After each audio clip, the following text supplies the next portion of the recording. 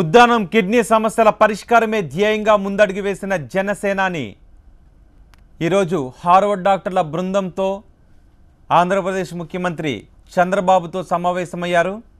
సుమారు 2 గంటల పాటు ఈ సమావేశం కొనసాగింది. కొద్దిసేపటి క్రితమే చంద్రబాబుతో సమావేశాన్ని ముగించుకొని పవన్ కళ్యాణ్ సచివాలయం నుంచి బయలుదేరి వెళ్ళారు. ఆయన మరికొద్దిసేపట్లో మీడియాతో మాట్లాడబోతున్నారు. ఆయన మీడియాతో మాట్లాడటానికి ఆయన ప్రెస్ మీట్కి అన్ని ఏర్పాట్లు చేశారు. రెండో బాక్స్లో మనం చూస్తూ ఉన్నాం. హార్వర్డ్ యూనివర్సిటీ ప్రతినిధుల బృందం, స్థానిక డాక్టర్లు, జనసేన అధినేత పవన్ కళ్యాణ్, ఆంధ్రప్రదేశ్ ముఖ్యమంత్రి చంద్రబాబు నాయుడు ఉద్దానం సమస్యకు శాశ్వత పరిష్కారం కనుగొనటానికి ఈరోజు జరిపిన సమావేశ దృశ్యాలను మనం చూస్తున్నాం. మానవత్వంతో అందరూ కూడా సమస్య పరిష్కారానికి ప్రయత్నించాలి. ఈ ప్రయత్నాలను రాజకీయం కోణంలో చూడొద్దు, రాజకీయం చేయొద్దు, ప్రతిపక్షాలు కూడా దీనికి సహకరించాలి అని పవన్ కళ్యాణ్ నిన్న విశాఖపట్నంలో విజ్ఞప్తి చేశారు. విశాఖపట్నంలో డాక్టర్లు అందించిన సూచనలను ఆయన పరిగణలోకి తీసుకున్నారు. డాక్టర్లు, ప్రొఫెసర్లు ఇచ్చిన నివేదికతో ఈరోజు ఆంధ్రప్రదేశ్ ముఖ్యమంత్రితో సమావేశమయ్యారు. నిన్న డాక్టర్లు ఎటువంటి సూచనలు చేశారో మనం చూసాం. అక్కడ ఒక ప్రపంచ స్థాయి రీసెర్చ్ సెంటర్ని ఏర్పాటు చేయడానికి కూడా చర్యలు తీసుకుంటామని చెప్పారు. అయితే అక్కడకు పరికరాలను తరలించడానికి, పరికరాలను దిగుమతి చేసుకోవడానికి కేంద్ర ప్రభుత్వ అనుమతి కావాల్సి ఉంటుందని కామినేని శ్రీనివాస్ కూడా చెప్పారు. అంతేకాదు ఉద్దానంలో తక్కువ ధరలకే మందులను అందుబాటులోకి తెచ్చేందుకు, తక్కువ ధరలకే బాధితులకు మందులను ఇచ్చేందుకు కూడా చర్యలు తీసుకుంటామని డాక్టర్ల బృందం పేర్కొంది.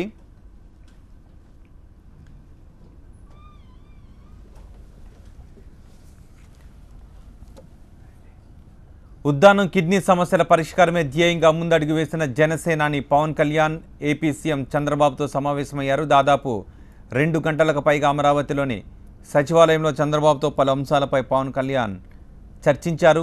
ఈ సమావేశంలో పవన్ కళ్యాణ్తో పాటు హార్వర్డ్ యూనివర్సిటీ డాక్టర్ల బృందం కూడా పాల్గొంది. ఉద్దాన బాధితుల సమస్యల పరిష్కారానికి పవన్ కళ్యాణ్ తీసుకున్న చొరవను చంద్రబాబు ప్రశంసించారు. సమస్యకు 30 ఏళ్లకు పైగా పరిష్కారం కనుగొనలేకపోయామన్నారాయన. ఈ సమస్య పరిష్కారానికి ప్రభుత్వం చిత్తశుద్ధితో ప్రయత్నిస్తోందని చంద్రబాబు చెప్పారు. పరిశోధన బృందం ఇచ్చే సూచనలను పరిగణలోకి తీసుకుంటామని కూడా చెప్పారు. సమస్యకు శాశ్వత పరిష్కారం కనుగొంటామని చంద్రబాబు అన్నారు. సుమారు 25 సంవత్సరాల కాలంలో 20,000 మందికి పైగా అక్కడ కేవలం కిడ్నీ వ్యాధితోనే చనిపోయిన వాళ్ళు ఉన్నారంటే అక్కడ పరిస్థితిని అర్థం చేసుకోవచ్చు. అయితే నీరు, గాలి కాలుష్యం కావడంతోనే ఈ సమస్య ప్రధానంగా ఉత్పన్నమవుతోందని భావిస్తున్నారు. అంతేకాదు వంశపారపర్యంగా కూడా ఈ సమస్య వస్తోందని పేర్కొన్నారు.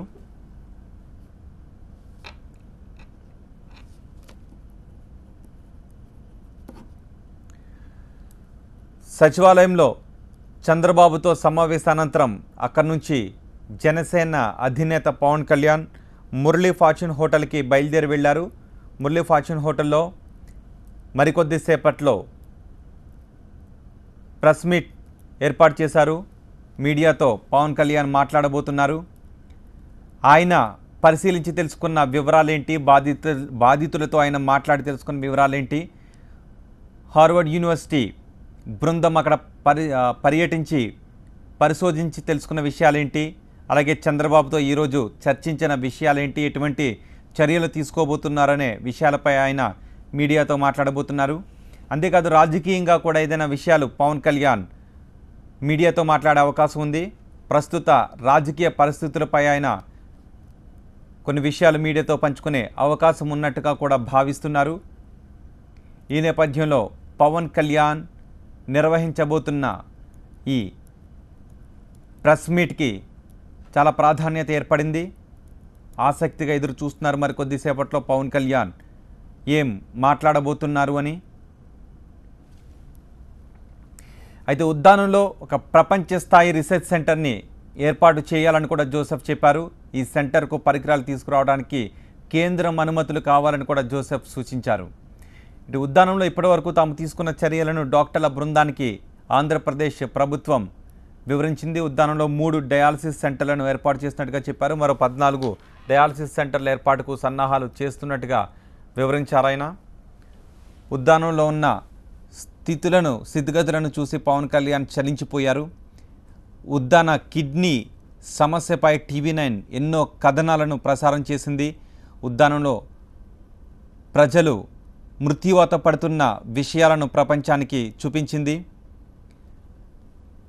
అక్కడ స్థితిగతులను చూసిన పవన్ కళ్యాణ్ చలించిపోయారు. ఆయనే ఉద్దాన సమస్య శాశ్వత పరిష్కారానికి నడుం బిగించారు. కేవలం మానవతా దృక్పథంతోనే తాను ముందడుగు వేశాను అని చెబుతున్నారు. కులం కోసం పోరాడే వాళ్ళు ఉంటారు, ప్రాంతం కోసం పోరాడే వాళ్ళు ఉంటారు, జాతి కోసం పోరాడే వాళ్ళు ఉంటారు, వర్గం కోసం పోరాడే వాళ్ళు ఉంటారు. కానీ మానవత్వం కోసం పోరాడే వాళ్ళ తక్కువైపోతున్నారు అనే ఆవేదనను పవన్ కళ్యాణ్ వ్యక్తం చేశారు. మానవత్వంతో పోరాటం చేసేవాళ్ళు చాలా తక్కువ మందే ఉంటారు. సో మనం సమస్యల పరిష్కారానికి మానవత్వంతో పోరాడాలి, ప్రజలు ఎదుర్కొంటున్న సమస్యలపై పోరాటం చేయాలి అని ఆయన సూచించారు. ఇందులో రాజకీయాలను చొప్పించకూడదు అని కూడా పవన్ కళ్యాణ్ పేర్కొన్నారు. తాను చేసే పోరాటం ఎవరికో లబ్ధి చేకూరే అవకాశాలున్నాయనే మాటలు మానేసి ప్రజలకు లబ్ధి చేకూరాలి అనే విధంగా, బాధితులకు లబ్ధి చేకూరాలనే విధంగా అందరూ కలిసి రావాలి అని పవన్ కళ్యాణ్ సూచించారు. అవసరమైతే ఈ విషయంలో ప్రతిపక్ష పార్టీ సహాయం కూడా తీసుకుంటామని పవన్ కళ్యాణ్ అన్నారు. ఇతర రాజకీయ పార్టీల సహకారం కూడా తీసుకుంటాం. మొత్తానికి ఉద్దాన బాధితులకు ఒక శాశ్వత పరిష్కారం దొరికితే చాలు అని పవన్ కళ్యాణ్ సూచించారు. నిన్న విశాఖపట్నంలో హార్వర్డ్ యూనివర్సిటీ డాక్టర్లు, మన స్థానిక డాక్టర్లు ఇచ్చిన సలహాలను ఆయన చాలా నిశితంగా విన్నారు. అంతకుముందే పవన్ కళ్యాణ్ అక్కడ బాధితులతో కూడా మాట్లాడారు. బాధితుల సమస్యలను నేరుగా పవన్ కళ్యాణ్ తెలుసుకున్నారు. హార్వర్డ్ యూనివర్సిటీ ప్రతినిధుల బృందం కూడా ఉద్దానంలో పర్యటించింది. వాళ్ళు కూడా చాలా విషయాలను సైంటిఫిక్గా తెలుసుకున్నారు. ఈ నేపథ్యంలో చాలా మూల కారణాలను వాళ్ళు విశ్లేషించారు. అక్కడ గాలి కలుషితం కావడం వల్ల, నీరు కలుషితం కావడం వల్ల చాలా సమస్యలు ఉత్పన్నమవుతున్నాయని పేర్కొన్నారు. అంతేకాదు ఉష్ణ వాతావరణంలో పనిచేసే వాళ్ళు ఎక్కువగా చెమట రూపంలో నీటిని కోల్పోతూ ఉంటారు. కాబట్టి అలాంటి వారు ఎక్కువగా వాటర్ను తీసుకుంటూ ఉండాలి, నీటిని తాగుతూ ఉండాలి. సో నీటిని తక్కువగా తాగడం వల్ల కూడా ఇలాంటి సమస్య వచ్చే అవకాశం ఉన్నట్టుగా కూడా కనుగొన్నారు. వంశపారపర్యంగా కూడా ఈ సమస్య తరతరాలుగా వస్తున్నట్టుగా కనుగొన్నారు. కేవలం ఇది 1-2 సంవత్సరాల్లో వచ్చిన సమస్య కాదు, కొన్ని సంవత్సరాలుగా ఈ సమస్య ఆ ప్రాంత ప్రజలను పట్టి పీడిస్తోంది. అంతేకాదు కొన్ని క్రిమి కీటకాదులను, పంట సంరక్షణ కోసం ఉపయోగించే కొన్ని క్రిమి కీటకాదులను ఉపయోగించే విషయంలో కూడా తగు జాగ్రత్తలు తీసుకోకపోతే ఈ సమస్య బారిన పడే అవకాశం ఉంటుందని కూడా పేర్కొన్నారు. మరికొద్దిసేపట్లో పవన్ కళ్యాణ్ మురళీ ఫార్చ్యూన్ హోటల్లో మీడియాతో మాట్లాడబోతున్నారు. ఆయన ఏం మాట్లాడతారు అనేది ఇప్పుడు ఆసక్తిగా మారింది. నిన్న ఆయన ఏం మాట్లాడారో చూసాం. మానవత్వంతో అందరూ సమస్యల పరిష్కారానికి ముందుకు రావాలి, ప్రజలు ఎక్కడ బాధపడుతున్నా మిగిలిన ప్రజలందరూ కూడా ఆ సమస్య పరిష్కారానికి నడుం బిగించాలి అని ఆయన సూచించారు. ఒక ప్రాంత ప్రజలు సమస్యతో పోరాడుతూ ఉంటే మనకెందుకులే అని కాకుండా మొత్తం ప్రజలందరూ కూడా ఏకమై ఆ పీడిత ప్రజలను ఆ సమస్య నుంచి కాపాడే విధంగా చర్యలు తీసుకోవాలని పవన్ కళ్యాణ్ అభిప్రాయపడ్డారు. అందులో భాగంగానే అవసరమైతే అన్ని రాజకీయ పార్టీలతోనూ ఈ సమస్య గురించి మాట్లాడతాను అని పవన్ కళ్యాణ్ అన్నారు. ఈరోజు హార్వర్డ్ డాక్టర్ల బృందంతో పవన్ కళ్యాణ్ చంద్రబాబుతో సమావేశమయ్యారు. కొద్దిసేపటి క్రితం ఆంధ్రప్రదేశ్ సచివాలయంలో చంద్రబాబుతో హార్వర్డ్ యూనివర్సిటీ ప్రతినిధుల బృందం పవన్ కళ్యాణ్ సమావేశమై చాలా విషయాలు చర్చించారు. సుమారు విడివిడిగా పవన్ కళ్యాణ్ చంద్రబాబు 50 నిమిషాల పాటు మాట్లాడుకున్నారు. మరికొద్దిసేపట్లో ఈ సమావేశపు వివరాలను మీడియాకు వివరించబోతున్నారు జనసేన అధినేత పవన్ కళ్యాణ్. ఇప్పుడు ఉద్దాన ప్రాంత ప్రజలంతా కూడా చాలా ఆశగా ఎదురు చూస్తూ ఉన్నారు. ఇప్పటికైనా మృత్యు కౌగిలి నుంచి తమ ప్రాంతాన్ని విముక్తిని కలిగించే చర్యలు తీసుకోవాలి అని. ఇప్పటికే ఎంతోమంది చావు బతుకుల మధ్య కొట్టుమిట్టాడుతున్న వాళ్ళు ఉన్నారు. చిన్న వయసులోనే ప్రాణాలు కోల్పోయిన వాళ్ళు అక్కడ చాలామంది ఉన్నారు. కిడ్నీ వ్యాధిని వంశపారపర్యంగా అందిపుచ్చుకుంటున్న ప్రాంతం అది. ప్రపంచంలో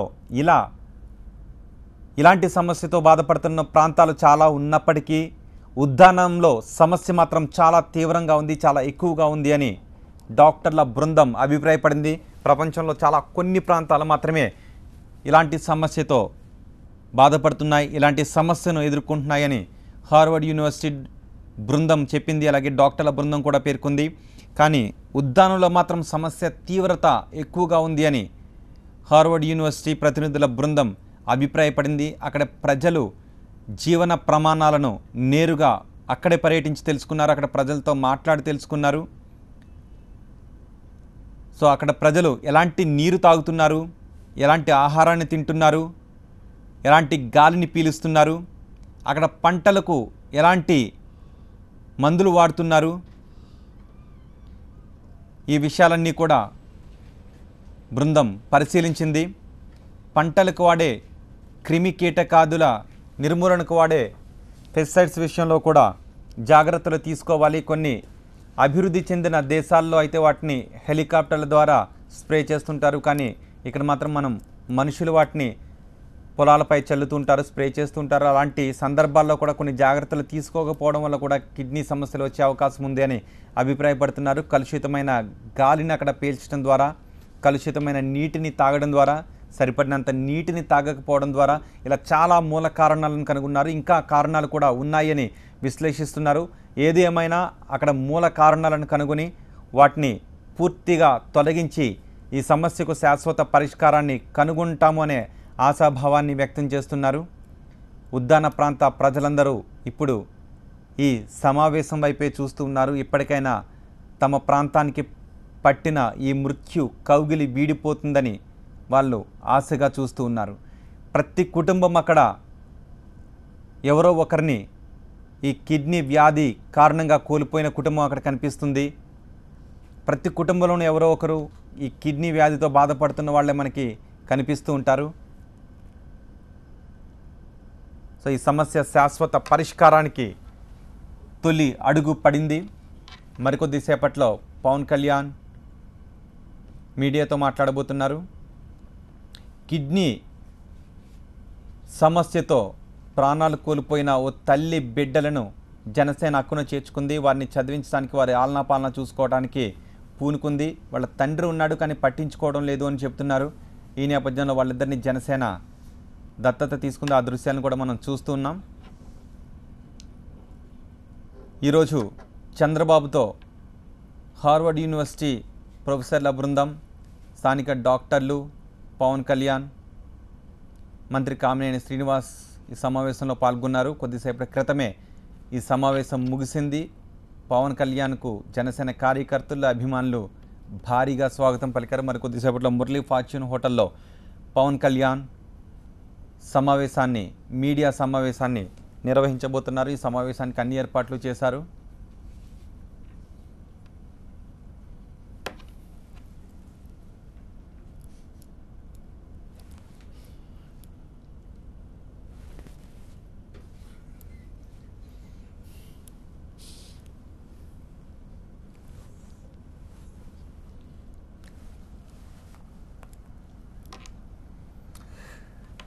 పవన్ కళ్యాణ్ మురళీ ఫార్చ్యూన్ హోటల్కు చేరుకున్నారు. ఆయన మీడియాతో మాట్లాడటానికి సన్నద్ధమవుతున్న దృశ్యాలను చూస్తున్నాం. సో ఈ సమావేశంలో పవన్ కళ్యాణ్ ఏం మాట్లాడతారు? కేవలం ఉద్దానం గురించే మాట్లాడతారా? ఆంధ్రప్రదేశ్ రాజకీయాల గురించి ఆయన ఏమన్నా మాట్లాడతారా? పొత్తుల గురించి ఏమన్నా మాట్లాడతారా? ఏం మాట్లాడతారు అన్నది ఆసక్తిగా నెలకొంది. అందరూ ప్రజలే కాదు, రాజకీయ పార్టీ నాయకులు కూడా ఈ సమావేశం వైపు ఆసక్తిగా చూస్తున్నారు. పవన్ కళ్యాణ్ రాజకీయ అంశాలను కూడా మాట్లాడే అవకాశం ఉండొచ్చు అని ఆయన చాలామంది భావిస్తున్న నేపథ్యంలో పవన్ కళ్యాణ్ ఏం మాట్లాడబోతున్నారు అన్నది మరికొద్ది సేపట్లో తెలియబోతోంది. పవన్ కళ్యాణ్ ఇప్పటికే మురళీ ఫార్చ్యూన్ హోటల్కి చేరుకున్నారు. సచివాలయంలో చంద్రబాబుతో భేటీ అనంతరం పవన్ కళ్యాణ్ మాట్లాడటానికి అంతా సిద్ధం చేసి ఉంచారు. ఆల్రెడీ పవన్ కళ్యాణ్ ఉద్దాన సమస్య గురించి నిన్న విశాఖపట్నంలో మాట్లాడారు. మానవత్వంతో అందరూ ముందడుగు వేసి సమస్యల పరిష్కారానికి పాటుపడాలి అని.